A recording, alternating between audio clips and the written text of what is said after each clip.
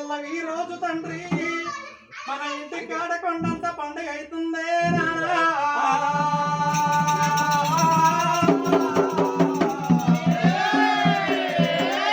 నువ్వు ఏ తోవనంతావని చూడు అన్నవా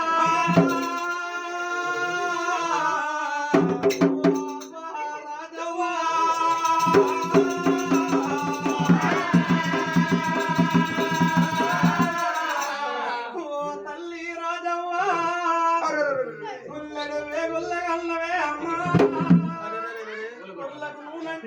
తల్లి పన్నెండు బొక్కల్ల వెంచినాయమ్మా నా గౌరాల కొడుకు వారి తల్లి ఇంతమంటాడు దాని తల్లి సంగనెత్తుగా నావరాజవ్వ